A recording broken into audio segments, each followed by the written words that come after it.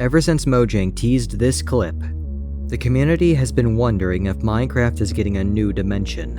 And with the release of Snapshot 22W16A, we can soundly say, yes, Mojang, you messed up. They revealed their hand too early. With the release of Music Disc 5, we know not only that this is a portal, but we have a decent idea on what's on the other side.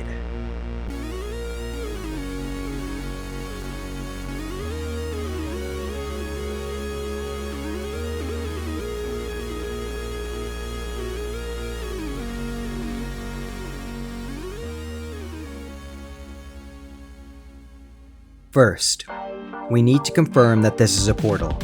Exhibit A. Out of all the portals in the game, they're all classified by their shape and activation. For example, the Nether portal is characterized by its use of obsidian, an important magical block within the game's lore, as we use it for the beacon, enchantment table, and ender chest. We also find it during the dragon fight. The end portal frame follows a similar idea. They're ancient, unbreakable, and unobtainable. It's the same story with the end gateways. Comparing these blocks to reinforced deep slate, we find that they possess similar properties. They're removable, blast resistant, and can't be crafted. However, reinforced deep slate is unique as it's similar to obsidian as you can break it, but it's also similar to bedrock as it's unobtainable. Exhibit B. The game files hint towards this being a portal. Pro GameBot's channel said it best. To paraphrase, although the middle structure is called the city center, the statues resembling the structure are called small portal statues. However, this was removed in a later snapshot. Exhibit C. It's really cool. I like, it feels like a place you want to explore. Yes, I love that it really deepens the mystery of Minecraft. And there's even this like ancient structure in the middle of every single city, and it's got something interesting about it that you're going to have to explore in game. It's clear Mojang wants to add a new dimension. But this begs the question, what's on the other side? We can safely say it's a post-game area. By reverse engineering Mojang's game design philosophy, we can infer their intentions. In Jeb's guide to Minecraft design, one of the rules is, quote, bad things happen, but they're technically the player's fault. Okay, they're the player's fault. Yes. Minecraft needs to at least feel fair as possible. When going into a high difficulty area, there's always a warning built into its design. So when a player dies, it's still technically their fault. For example, the end cities have 2 shulkers guarding the entrance in order to teach new players about levitation. The first wave of a raid is always tame. Woodland mansions only get more difficult as you ascend, and ocean monuments will scare the player before giving them mining fatigue. Now let's look at the end cities. I believe the Warden is not a mini-boss, but actually the warning. Dictionary. Warden. A person responsible for supervising a particular place or thing. From a lore standpoint, it's designed to protect the gateway, but from a gameplay standpoint, it's a tutorial.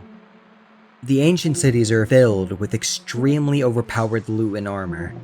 Maybe not just as a reward for the players, but as a way to prepare players for whatever this new dimension is. Given the abundance of endgame loot, we can reasonably assume that this is a post-dragon hard mode dimension. But we can go further. One strange quirk about the Warden is that it's the only blind mob in the game. Out of 31 hostile mobs, it is the only one to be blind. And it's not just for gameplay. Every mob developed by Team Mojang was built with a specific environment in mind. The Skulks and Warden were specifically designed to live in the dark, as they can only smell and hear. So it's reasonable to believe that on the other side of this portal, it's going to be pitch black. Like if the player was thrown into an eternal darkness, where the only source of light might be the light blue glow of Skulk in the distance. But we can go further. Music Disc 5 was added in Snapshot 22W16B, and it's hard to understand. At the moment, it sounds like we're in a stronghold at other times, and it cuts in and out, plays music, distorts the screaming. It's filled with a lot of red herrings and mysteries that I honestly can't solve. But there's this one part that has been itching at the back of my brain.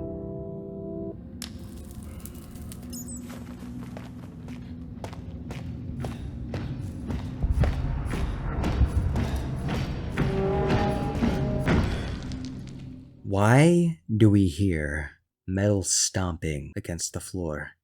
It's not the warden, it's not the player, it's not some tool. For a while I was puzzled until I was searching through the structure files, and I found this. Minecraft/structures/ancient city/structures/barracks.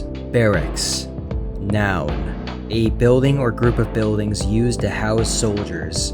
And then all of a sudden it clicked. This wasn't a mob, this was an army, marching through to the other side. That's why the portal's so wide. That's why there's weapons everywhere. That's why the city is surrounded by camps. They went through to a fight and they never came back. This would also explain the overgrowth of skulk in the area. So does that mean we'll be fighting an undead army on the other side of this portal? No. Most likely, on the other side of this portal, we'll see a graveyard. The last thing we can infer is that this will be a dead, alien dimension characterized by skulk and magic. And it will not be undead. When the Warden was first released, it was weak to smite. However, this was intentionally removed, meaning it is not an undead mob. Furthermore, skulk only grow when something dies over it. So what will the dimension look like? Let me paint you a picture. We light a flint and steel to use the portal. The Warden is alerted to our presence and tries to rush over to kill us, but as we barely make it through to the other side, we find ourselves in a dark, damp, unknown world. The portal behind us is old, bone-like, almost unnatural in a way.